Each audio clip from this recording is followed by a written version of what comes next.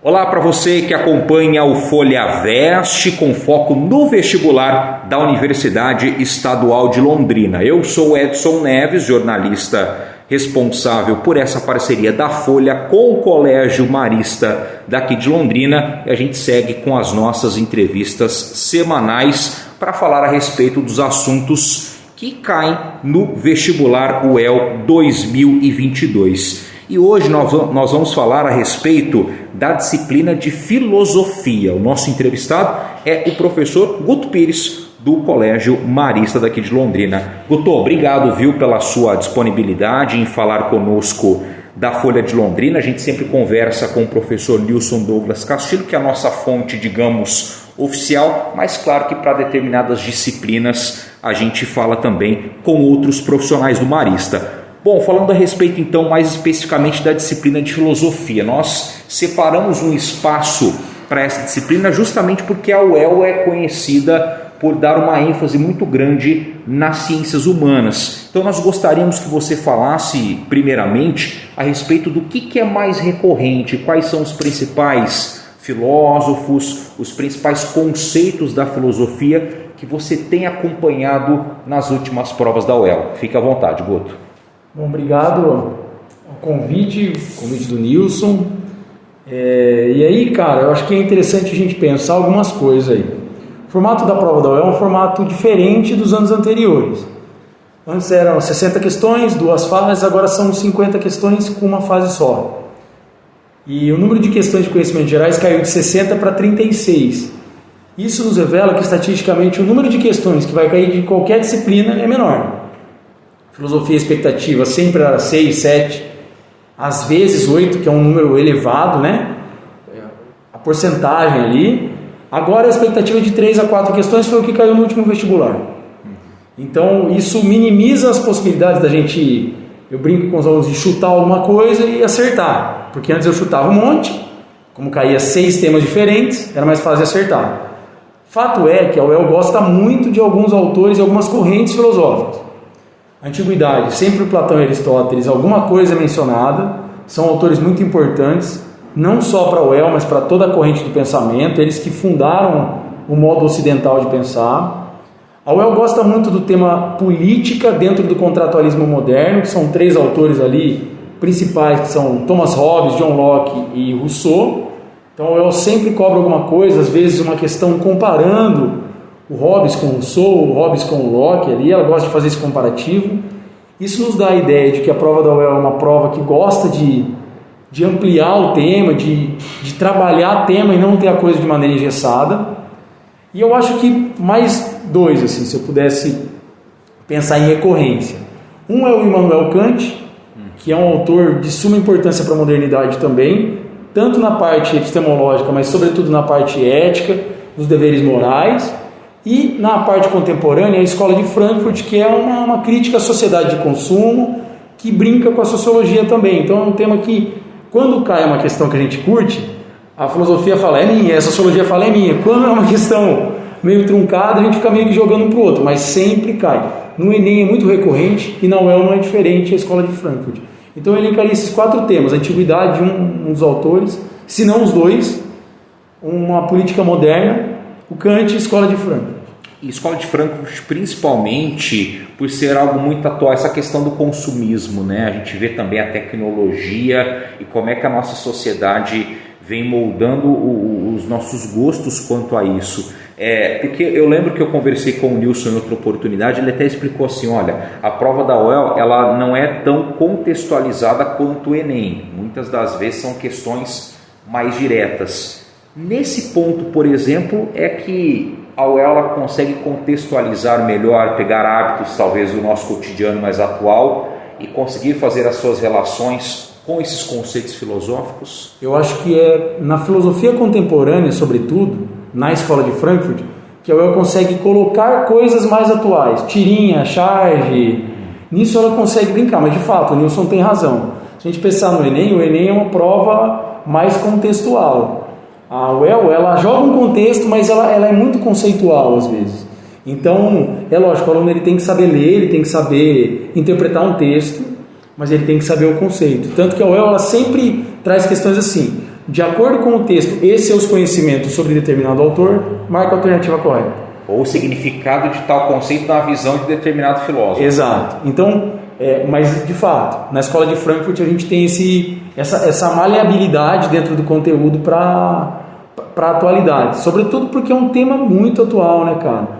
A questão da TV, do rádio, do próprio celular, da internet, das redes sociais, esse impacto na nossa vida, eu acho que é uma coisa assim que cai sempre muito bem na UEL. E, por exemplo, Guto, no próprio manual do candidato, a UEL traz ali mais ou menos alguns eixos de disciplinas, de temas que ela, teoricamente, vai pedir ali, ou que o aluno precisa dominar para ir bem nas questões que ela vai trazer. Eu separei 2 pontos aqui em especial e eu gostaria que você explicasse também, né? Ela pede para o aluno ler de modo filosófico. O que seria esse modo filosófico? E também fala em adquirir uma competência crítico-reflexiva. Um terceiro ponto que me veio à cabeça agora, que eu vi que a UEL pede, é no sentido de sempre se posicionar. Qual que é o peso disso também para conseguir responder às questões de filosofia? A primeira coisa que o aluno que vai fazer o vestibular 2022 da UEL tem que ficar atento é que a partir de 2021 a UEL inseriu mais autores dentro dos eixos temáticos. Então ela trabalha de 2 modos, na filosofia especificamente. Um é eixo temático, então ela tem eixos como ética, política, conhecimento, estética, filosofia contemporânea, e esses são os eixos. E dentro de cada eixo ela coloca autores como referência. Então, por exemplo, vamos pensar eixo ético. Platão é um autor de referência no eixo ético para discutir a questão da virtude, o Aristóteles também. Para discutir a questão do dever é o Kant, mas ele está dentro do eixo ético. Onde entra essa linguagem, essa leitura filosófica? Na capacidade de leitura desses textos, de interpretação desses textos. E o que é o UEL, o que a gente, de maneira geral, entende como uma leitura crítica? Essa capacidade de ler questionando aquilo que está sendo colocado. É lógico que a gente não vai pensar que o aluno ele vai ler e vai discutir o texto e falar que o autor está equivocado. Eu falo isso para os meus alunos. Pessoal, nós precisamos entender o raciocínio do autor. Então o autor chegou a um determinado questionamento, uma determinada conclusão. A ideia é você saber ler esse texto, tanto que o vocabulário da UEL ele é imprescindível para o cara entender uma questão de filosofia, e essa leitura crítica tem a ver com essa capacidade reflexiva, que é o seu segundo ponto, de leitura de um texto, e não ler um texto de maneira autômata, né? Ler um texto de maneira autônoma mesmo, dando uma olhada, refletindo sobre o texto, questionando as bases do texto. Isso é o próprio espírito filosófico, né? Entender que fatores ali, que cenário, que contexto que determinado filósofo tinha naquele momento para poder desenvolver esses conceitos. Esses pensamentos e tudo mais, né? Até porque são autores talvez ali numa época, em determinado século, às vezes estava acontecendo uma guerra, um determinado cenário, talvez até motivados por isso. Se a gente pensar no Maquiavel, por exemplo. A ideia, que não foi escrita, mas pode ser uma ideia que cabe muito bem para o Maquiavel, dos fins justificam os meios, foi pensado num contexto onde a Itália não unificada era uma Itália fragmentada, né, cara, em 17 principados. Então o Maquiavel ele tá fazendo política, pensando política, a partir do contexto do qual ele está inserido, sabe? Essa é uma leitura crítica, você olhar para um autor, olhar para um pensamento, olhar para um texto, sobretudo um texto filosófico, e entender onde ele está colocado, entender qual que é o seu papel dentro daquilo lá, o que aquele texto tem a contribuir de certo modo, sabe? Escola de Frankfurt também, na época entre as guerras, né? Perfeito. Aí, quer dizer, a primeira guerra de 14 a 18, segunda guerra de 39 a 45, foi bem naquele meio. A escola de Frankfurt é 24, 29 que ele se desenvolve, quer dizer, é no meio da ascensão do nazismo, né? O Walter Benjamin, que é um autor da escola de Frankfurt, ele foge do nazismo, não consegue. A maioria dos autores da escola de Frankfurt vai para Nova York, né? Então, assim, é você ler um texto tomando isso como base, né? A questão da cultura de massa, por exemplo, o desenvolvimento da TV, do rádio, do jornal, na época em que eles escreveram aquilo que eles escreveram. Como o nazismo cresceu também dentro disso. Com a propaganda, disso, né? Propaganda. Bacana, Guto. E agora com relação a essa mudança que nós tivemos no formato do vestibular da UEL, de não ter mais a prova de conhecimentos específicos, né? As provas específicas, as habilidades, as questões discursivas. O quanto que isso faz falta? Qual que é o peso disso? Porque eu imagino, principalmente para a filosofia, sociologia, que é bacana você ter esse desenvolvimento. Eu imagino que os professores também tenham um olhar muito apurado da maneira como que o aluno desenvolveu a sua resposta. O quanto que isso faz falta na prática, Guto, na sua opinião? Na minha opinião, a primeira falta que faz é porque a UEL, ela quer um perfil de estudante que chegue lá sabendo escrever, independente da área que ele vá atuar. Então o cara vai se graduar em Química, em Filosofia, em Medicina. A UEL quer um cara que sabe escrever. Tanto que, quando a UEL resolveu fazer esse novo formato, ela retirou a carga das disciplinas específicas, mas colocou uma carga de peso, de nota mesmo, muito grande dentro da redação, né? Então, o aluno ele tem que estar atento ao fato de que ele perdeu esse peso nas específicas, mas esse peso foi todo praticamente para a redação. Eu acho que isso é uma coisa que o aluno deve ponderar. A outra coisa que eu particularmente acho é que uma prova inteira de X de filosofia, ela não é muito bem filosófica, né? Porque marcar um X já é uma limitação de pensamento. Então, quando o cara escrevia, era quando ele ia mostrar, né, o que ele sabe de fato. A articulação dele mesmo. Como é que ele ia articular esses conceitos dentro de uma linguagem filosófica, inclusive, sabe? E isso se perde muito, porque por mais que você escreva uma redação e use temas de filosofia dentro de uma redação, isso é muito importante, né? Que o cara saiba usar esse argumento crítico dentro de uma redação, mas isso se perdeu, sabe?